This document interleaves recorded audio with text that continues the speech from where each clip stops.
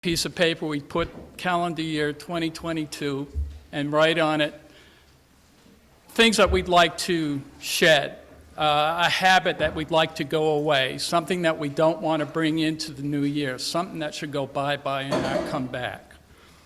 And on the second piece of paper, you write 2023 and you put an aspiration, something that you want to have happen, a goal. Hi, Paul. Hi. Well, I was going to tell a congregation before you came in. For that first piece of paper, 2022, the idea was take it home, burn it, and let it be. You'll be all set. So I ran home to my wife and I said, I know exactly what I want to do with my 2022 piece of paper. She said, yes. I said, self-righteous anger. And she said, good choice, Rod. Really good choice. So I burned the piece of paper, and Paul, I have to tell you, it didn't work. I still have some. And the idea is how, with the faults that we all have, the things that plague us, how we move forward, how we grapple with things that are not what we would call becoming in ourselves.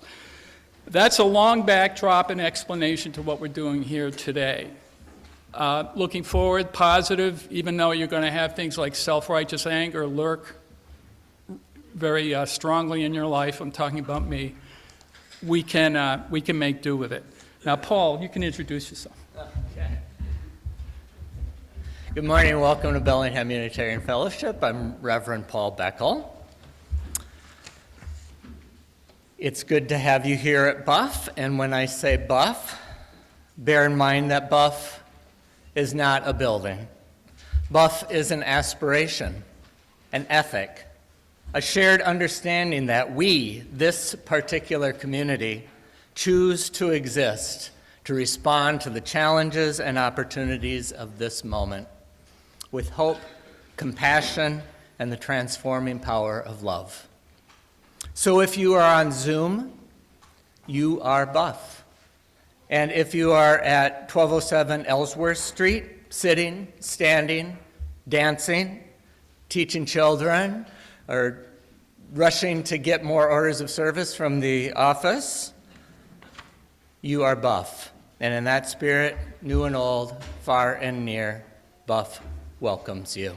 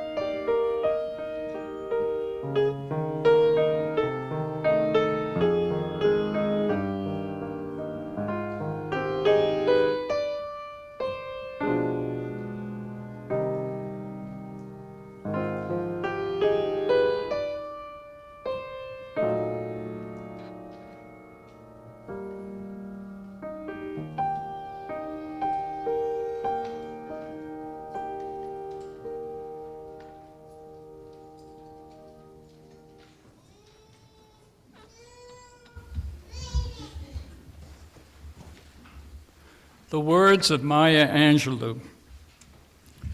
Lift up your hearts.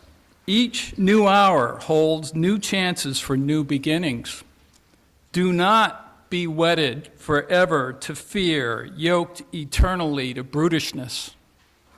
Here, on the pulse of this new day, you may have the grace to look up and out and into your sister's eyes and into your brother's face, your country, and say simply, very simply, with hope, good morning.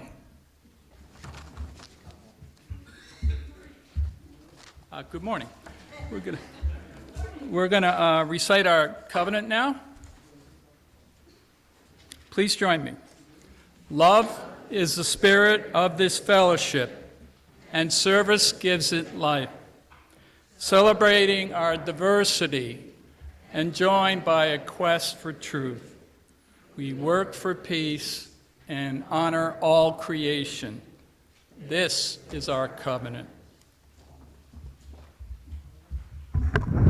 And I invite you to stand and sing with me. The words to the song Beautiful are on the back of your order of service.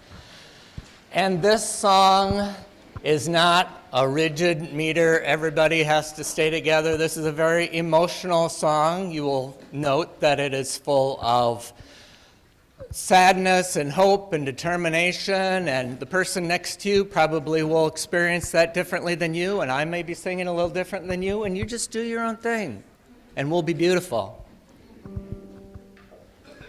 You've got to get up every morning with a smile on your face and show the world all the love in your heart. If people gonna treat you better, you're gonna find, yes you will, that you're beautiful as you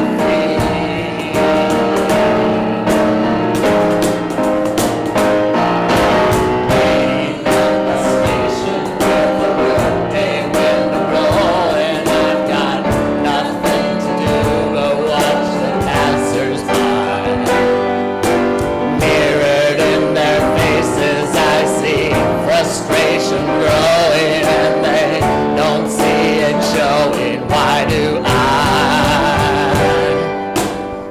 You've got to get up every morning with a smile on your face and show the world all the love in your heart. And people gonna treat you better. You're gonna find, yes you will, that you're beautiful as you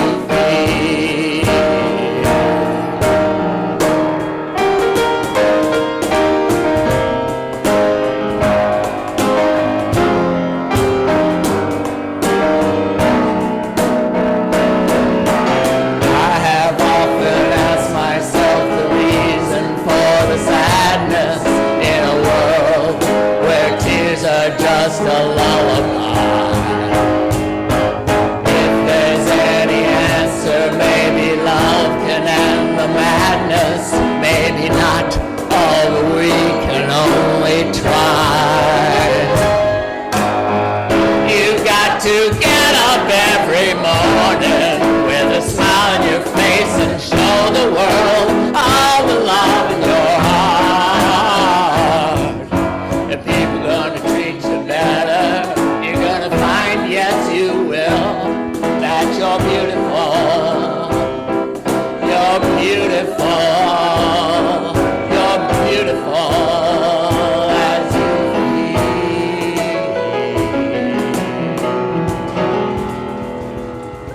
be. Beautiful, thank you, and thank you, Andrea, for leading us. I have a story now. If you guys want to listen, or if you want to color, or if you want to cry, whatever it is you need to do. This is a story about a little one, little like you probably, it's about Doris going to school. And I know some of you go to school or preschool or daycare or something. So Doris was at school one day. Well, it was before school still, and all the kids were playing. And then the teacher, Mr. Marvin, rang the bell, and all the kids were gone, and Doris looked down, and she saw there was a truck on the ground, a really, really cool truck. The doors opened, and the wheels turned, and it was all shiny, and she thought, oh, wow. And she looked around, and nobody came to get it. And she thought, oh, and she put it in her pocket. And then she went into school, and she just felt it there for the next couple of hours because she didn't know if she should have that or not. And when the teacher said, it's time for the spelling class. This is when you learn to spell words. The teacher said, Doris, spell tree for us. And Doris said, Truck. And all the kids laughed, and Doris felt really bad.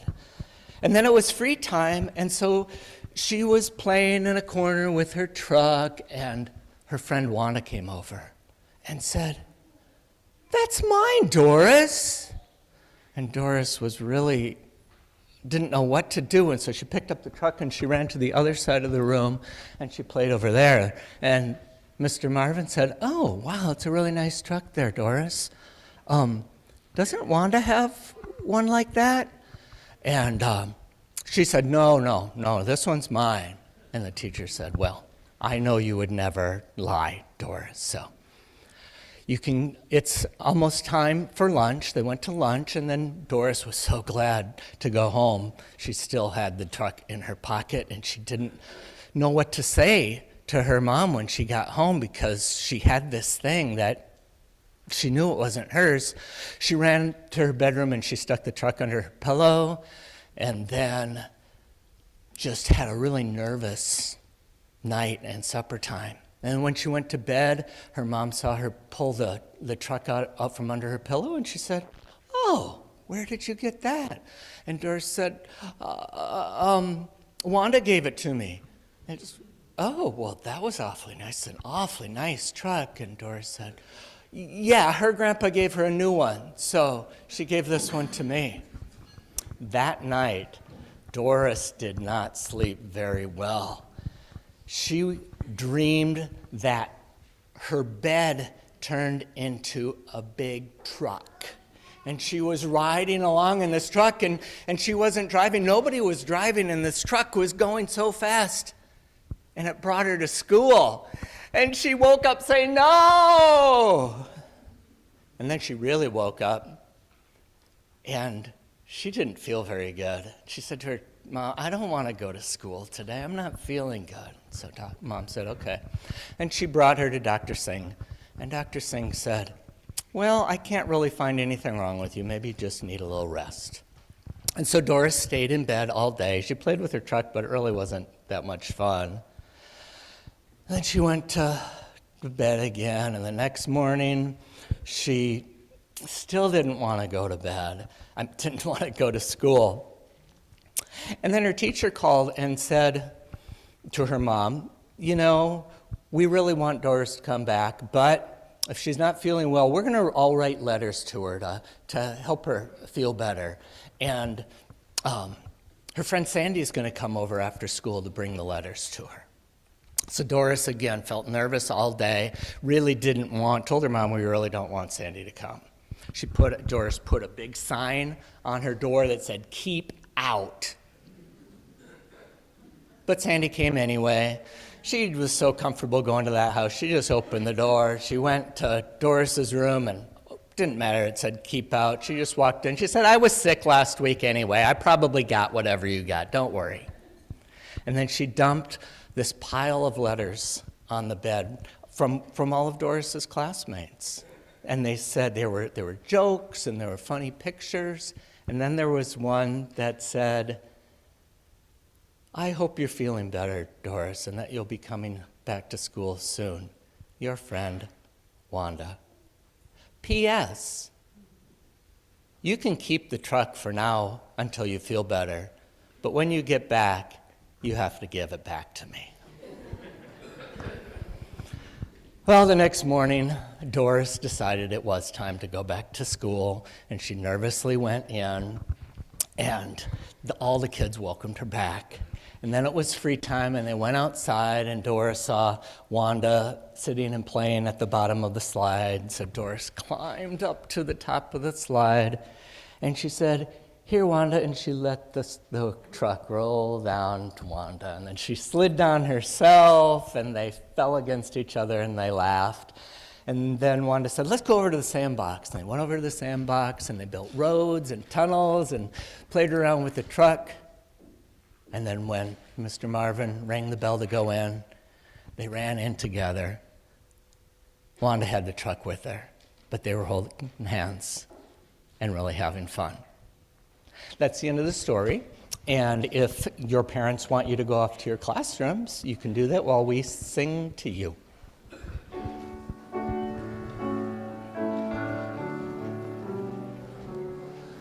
We hold you in our love as you go, as you go. May your heart be at peace as you go. To nurture the spark of your precious life. We hold you in our love as you go. We hold you in our love as you go, as you go. May your heart be at peace as you go.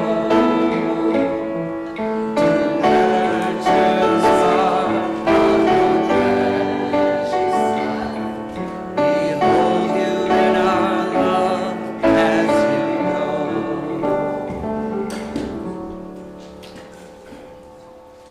And Deb, your turn. Aren't you doing the anti-racist moment?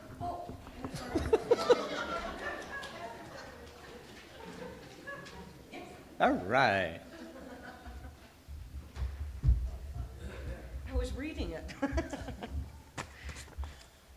And speaking of self-righteous anger, I thought it was going to be great. I will never give up my self-righteous anger. My name is Deb Cruz, and I'd like to share with you 2 quotes and then a bit of commentary. The first quote is by Martin Niemöller. Lummi Elder Jewel James of the House of Tears Carver spoke this quote some years ago here at Buff, and I've never forgotten it. First, they came for the socialists, and I did not speak out because I was not a socialist. Then they came for the trade unionists, and I did not speak out because I was not a trade unionist.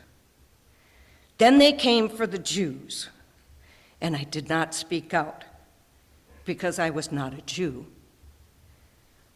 Then they came for me, and there was no one left to speak for me. Last October, I worked to create a racial justice summit that included Reverend Mel Hoover as a guest speaker. I sent the announcements out to all the UU congregations in Wyoming, Montana, Idaho, Oregon, Washington, and Alaska. 13 people signed up. 1 person was from Buff. A couple of weeks ago, I worked to create an immigration summit with UUSC. Again, I sent the announcements out to all the congregations and even to the state action networks across the country. 10 people signed up.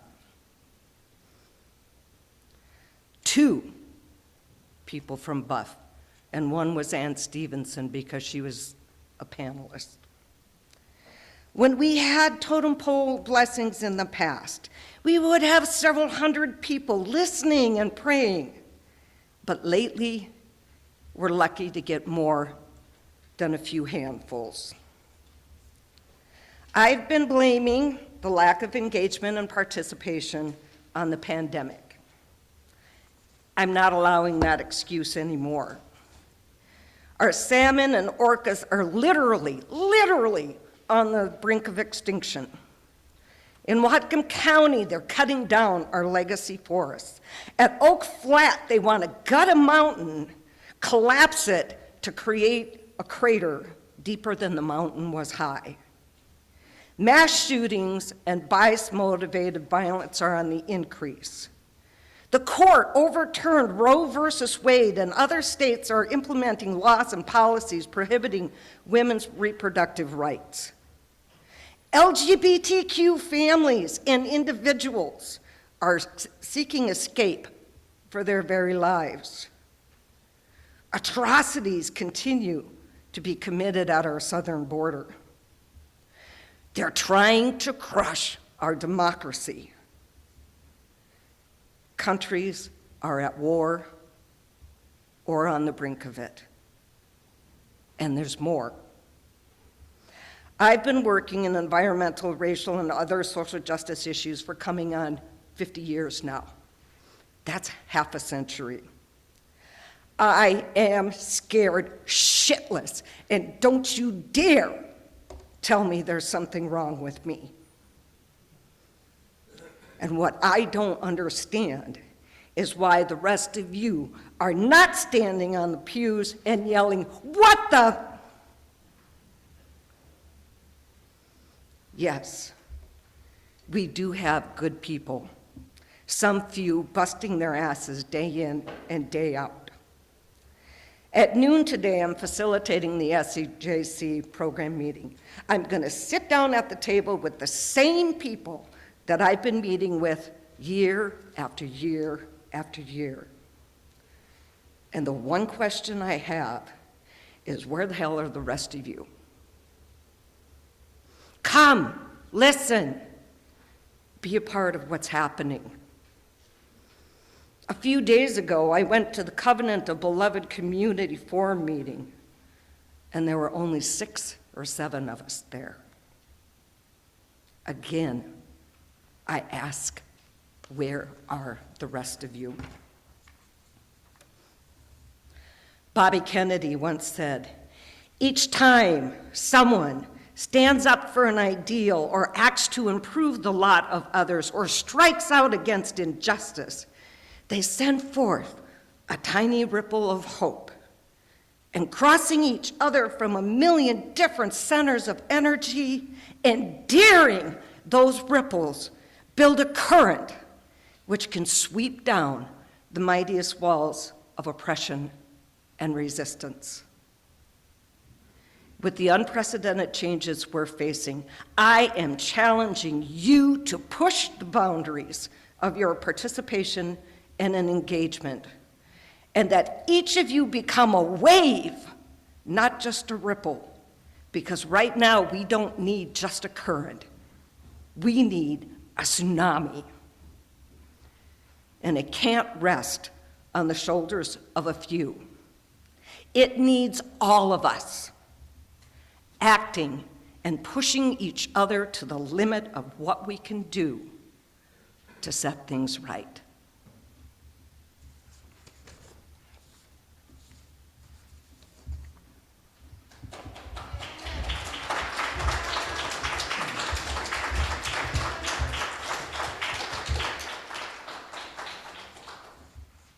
Thank you, Deb.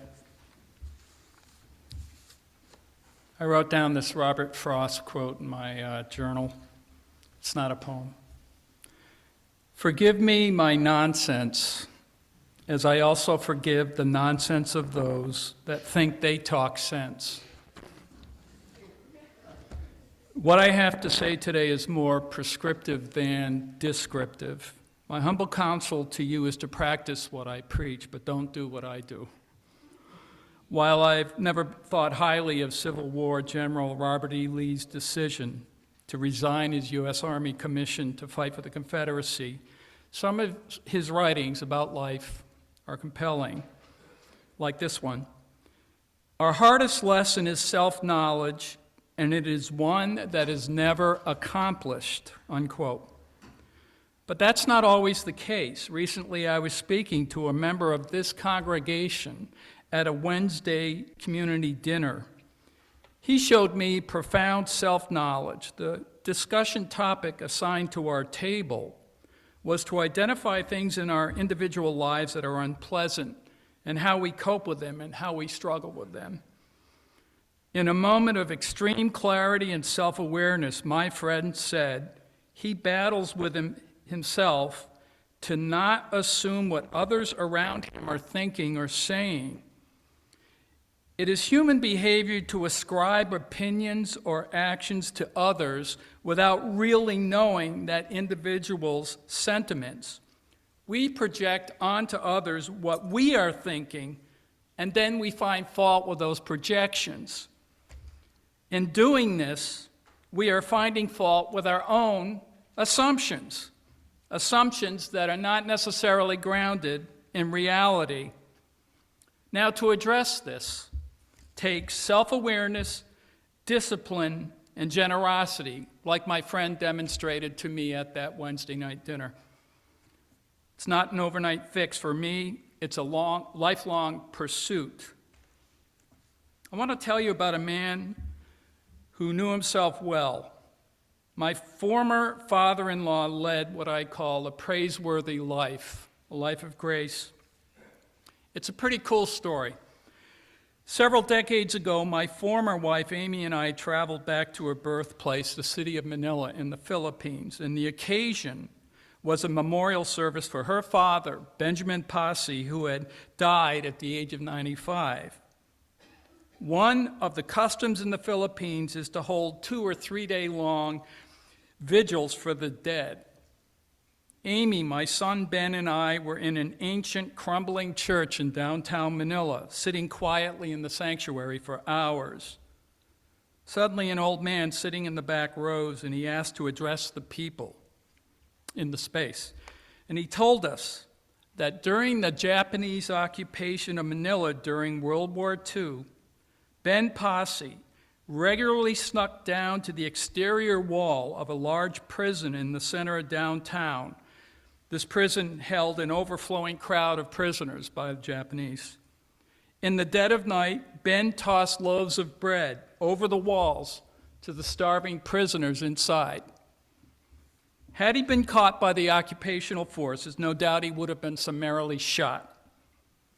If this is not grace in action, I don't know what would be.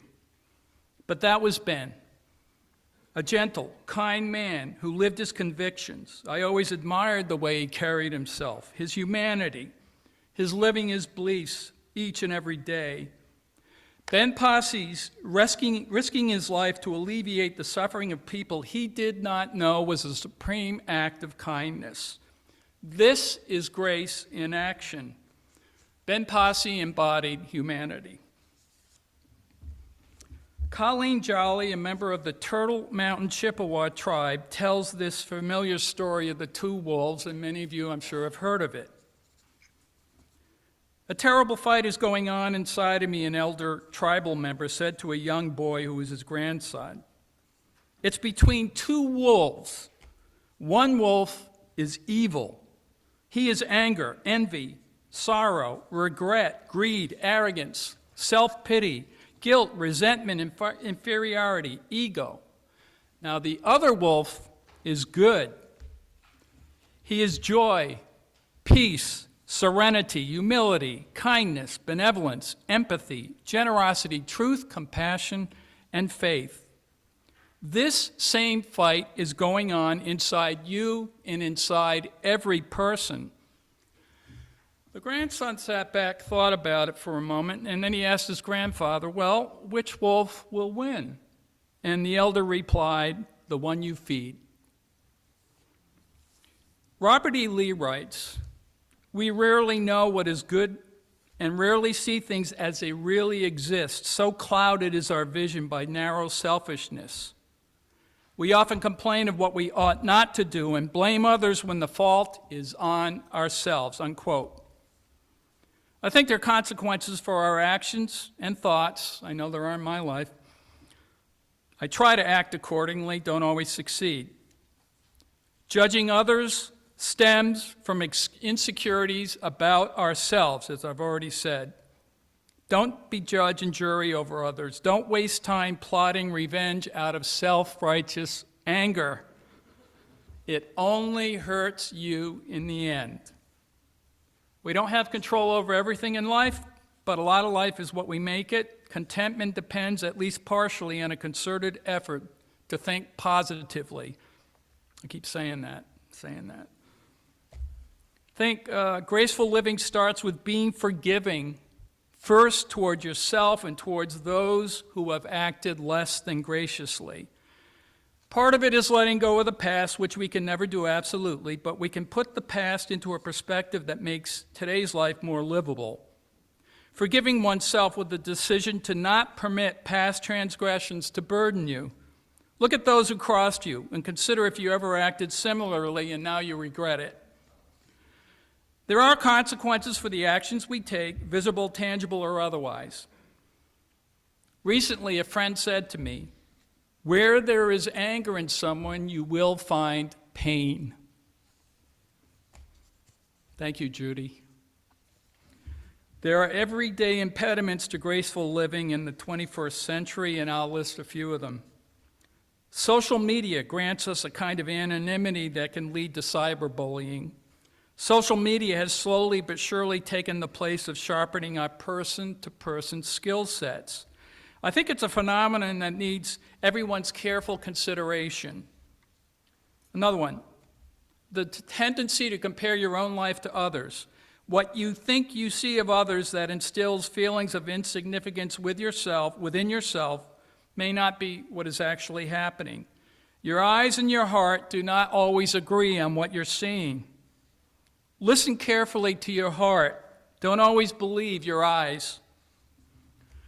Overthinking the past can worsen depressive moods. Dwelling on what could and should have been is not constructive. And again, I tell myself that every day. Lastly, worrying excessively about the future is time ill spent. Concentrate on now. Robert E. Lee wrote, "We cannot undo the past, that is forever gone, but the future is in our hands. Focus on changes you are able to make to increase the happiness of others, like Ben Posse did in downtown Manila in the middle of World War II. Forgive your own trespasses and those who trespass against you. You'll live a more contented life if you can achieve this. Even if you aspire to do this, I bid you peace."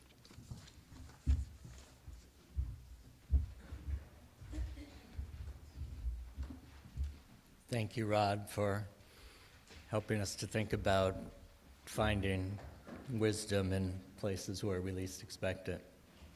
And you can remain seated if you like, but let's sing together in the Teal hymnal, number 1031, Filled with Loving Kindness. And as you sing it, think about how there's 3 verses,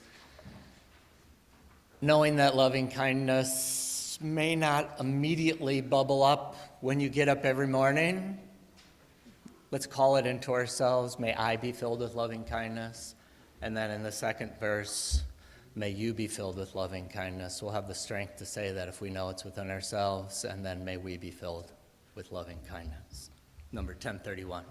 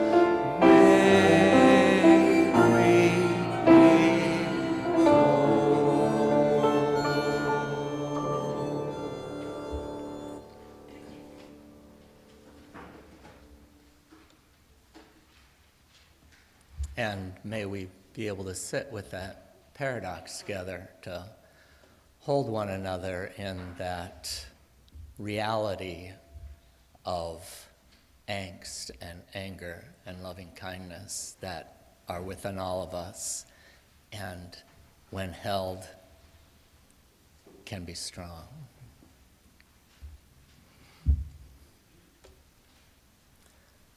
Life does not give us what we deserve. We get credit for things we didn't do, blame for things outside our control. We get caught in a bind when we're just trying to help. Somehow, we make it to the gas station 30 miles after the tank says empty. Okay, maybe that doesn't happen to you as much as it happens to me, but there's probably something that each of us have gotten away with in recent memory that could have gone much worse. We don't always get what we deserve. Grace. Let me begin by invoking an image of grace from the angry, cynical, screaming, cussing rock icon and theologian Alanis Morissette, who reminds us, life has a funny way of sneaking up on you when you think everything's okay and everything's going right. And life has a funny way of helping you out when you think everything's gone wrong and everything blows up in your face. But we're not talking about abstract theological concepts like that today. I want to thank Rod for suggesting the topic for today's service. He didn't just choose grace, but what it might look like to live our lives with grace in response to everyday situations and the ongoing conditions of our lives and the beauty and the sorrows of those around us. To live grace fully, not that we bash ourselves for being less than completely full of grace at every moment, but to live with humility and kindness to others, even when things aren't going particularly well for ourselves. Even when it seems the world as we thought we knew it is ending.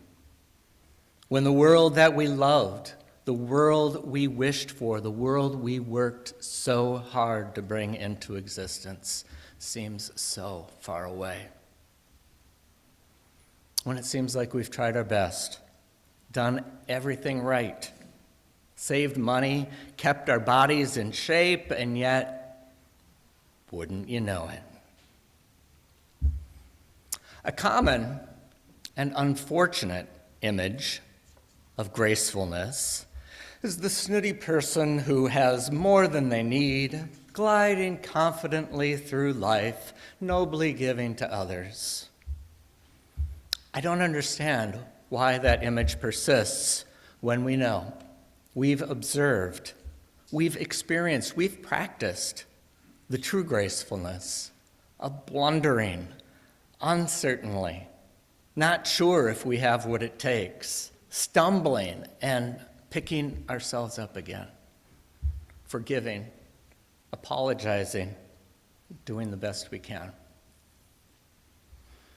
Another conventional and false image of gracefulness, when we notice within ourselves sadness, anger, cynicism, bubbling up through our guts, feelings that polite society tells us we should not feel.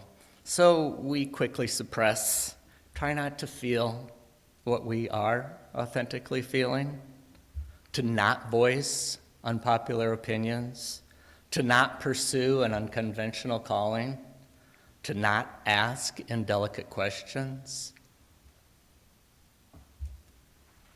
Jesus said in the Beatitudes, the meek shall inherit the earth.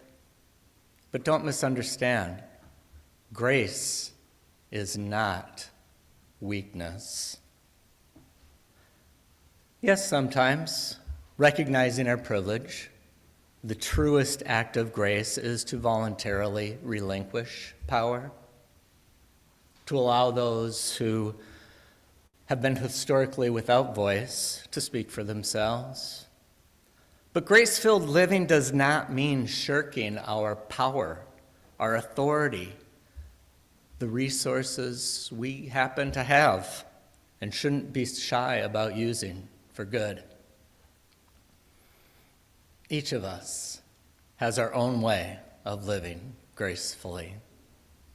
Some find power kind of like the jujitsu form of martial arts, the art of yielding. Rather than confronting force with resistance, stepping out of the way, letting it pass. Sometimes we use the quiet power of not having to prove ourselves, or the gentle power of holding space, being with one another in grief, and when the outcome is unknown. The power of courage to learn from our own mistakes, and mercy to learn from others' mistakes rather than rubbing their face in it. The patient power of having our expectations dashed and being disillusioned when this country or the Unitarian Universalist movement or this congregation does not live up to its promise, but coming back again. Sometimes grace means biting our tongues when we have a snappy comeback. But sometimes a provocative response can be graceful when without defensiveness, when without attempting to humiliate the other. For example, I read recently of an army chaplain, a pacifist, being handed a small, thick Bible by another chaplain. The one said, "Put that in your pocket. They've been known to stop a bullet." The other said, "Yes, but can it stop a war?"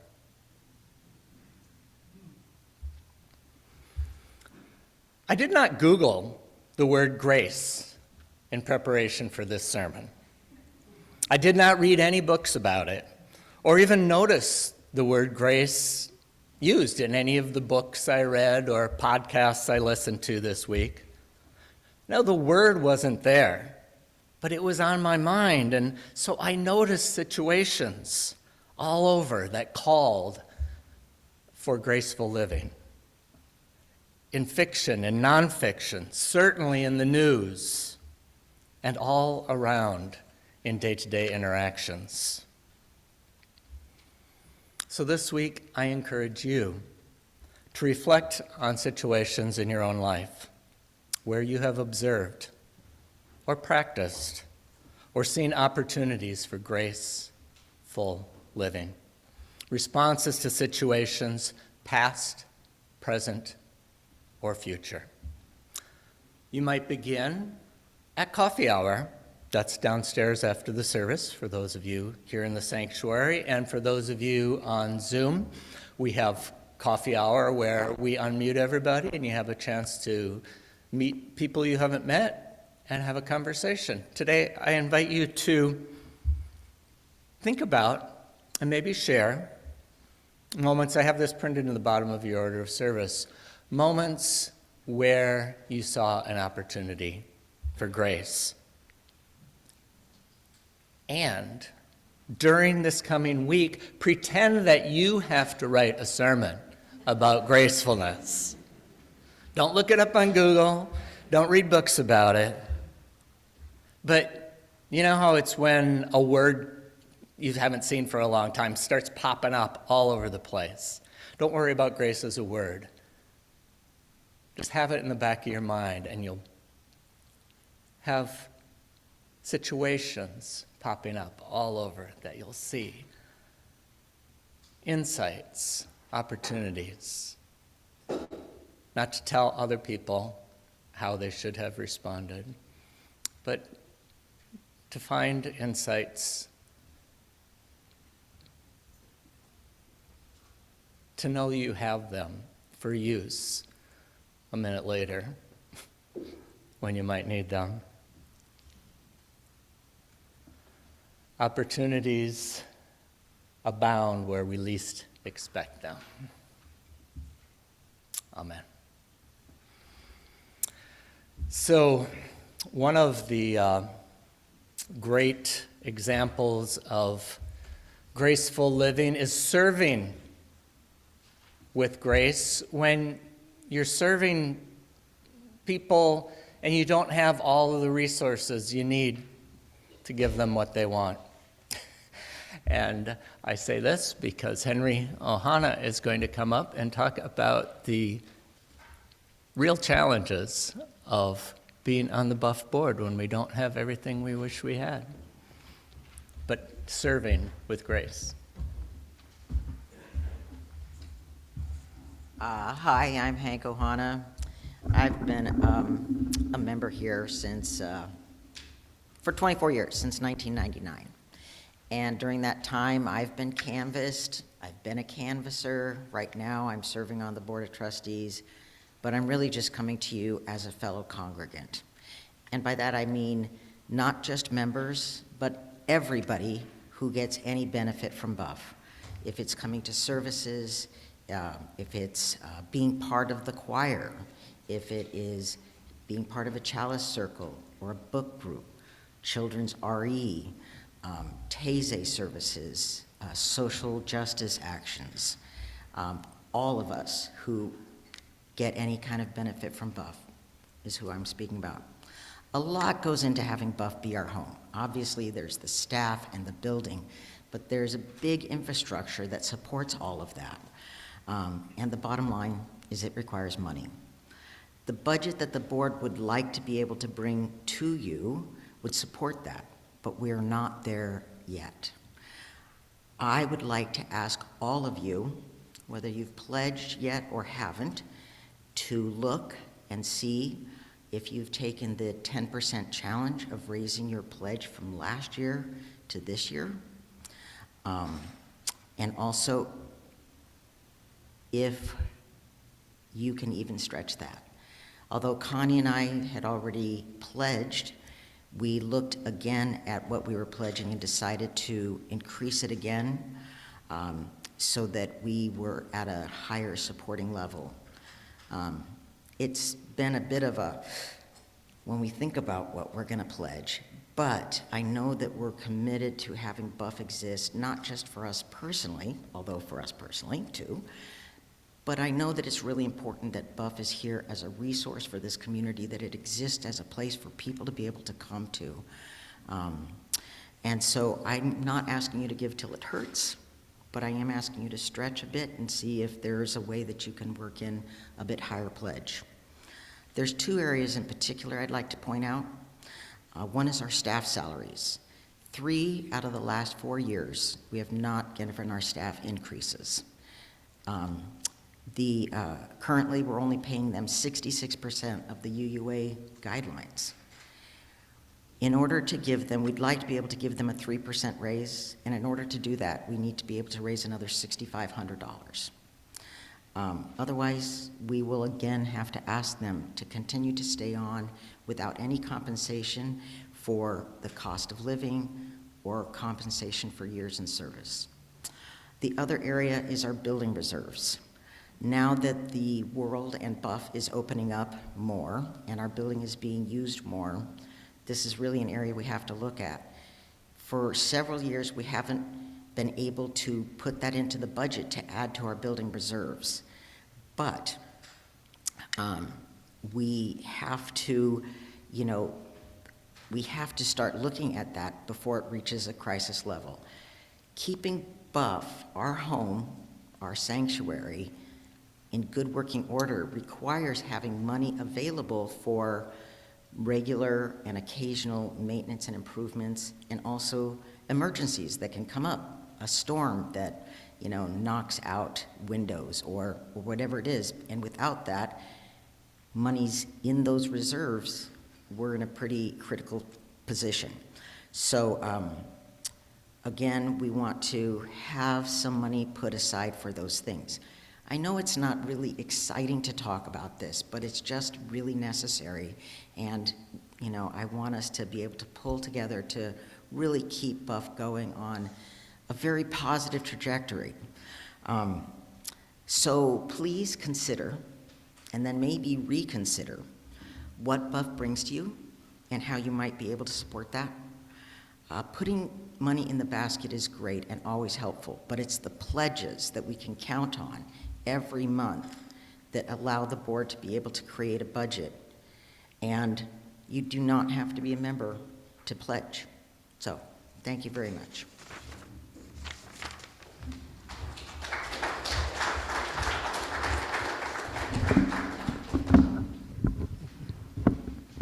Thank you for saying that gracefully, Henry, and from the heart. And I invite the ushers forward to receive the morning offering.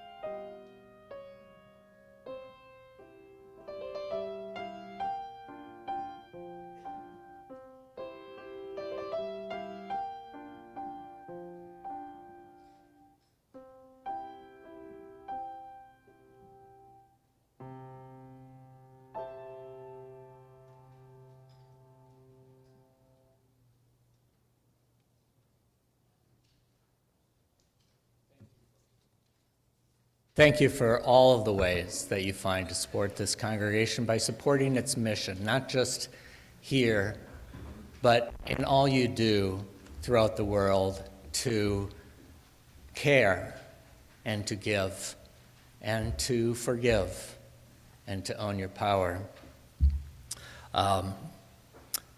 Thank you to all of the board members who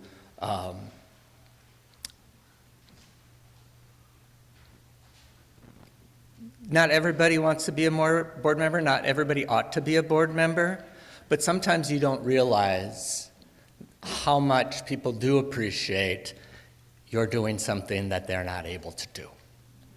So the board is having an orientation session right after the service today, and whether you've ever thought of being on the board or just thought of it just now, please come to that. That's going to be held in the, I forget, where is it being held? Up the stairs in the flex room, I think, or in one of the classrooms up the stairs. Okay. And just one other thing, you've got a couple of announcements printed in your order of service. One I want to call attention to, we have art in the narthex this hallway every month, and the artist is going to be here from 3 to 6 next Friday if you would like to talk or learn more about the art there. And let's close by singing Both Sides Now, which is also printed on your order of service.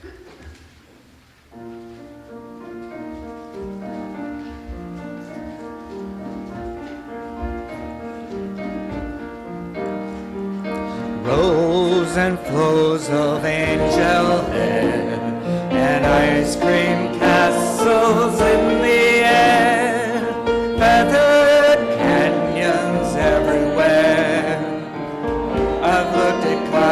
that way. But now they only block the sun. They rain and snow on everyone. So many things I would have done, but clouds got in my way. I've looked at clouds from both sides now, from up and down, but still somehow it's cloud illusions I recall. I really don't know clouds at all.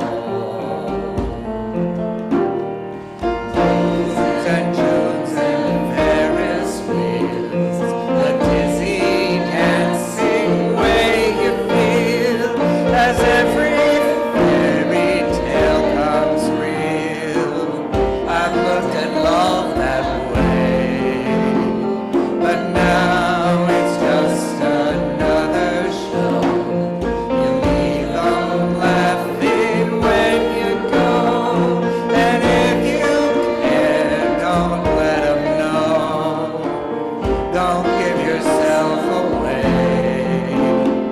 I've looked at love from both sides now, from give and take, and still somehow it's love's illusions I recall.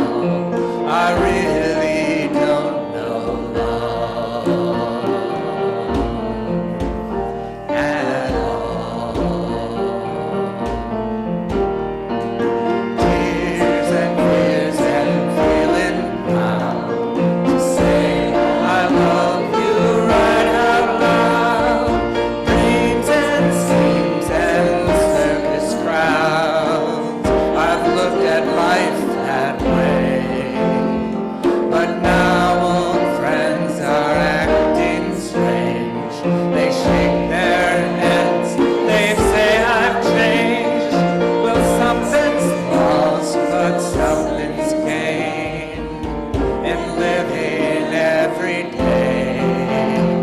I've looked at life from both sides now, from win and lose, and still somehow it's life's illusions I recall. I really don't know love at all.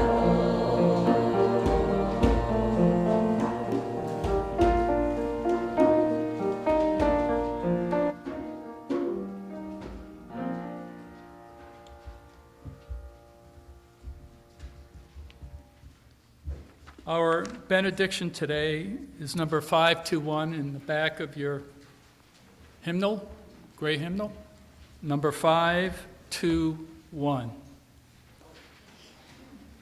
May I be no one's enemy, and may I be the friend of that which is eternal and abides.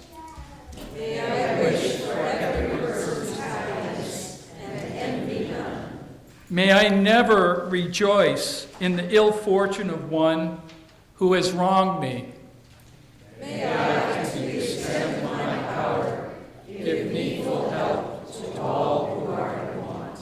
May I never fail a friend. May I respect myself. May I always keep tame that which rages inside of me.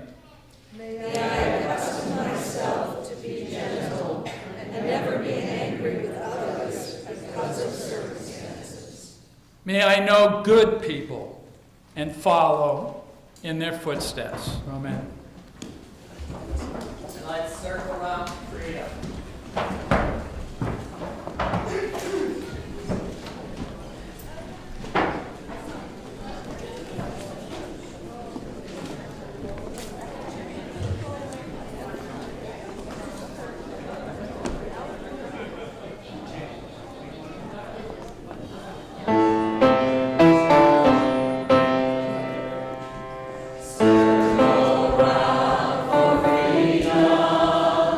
Circle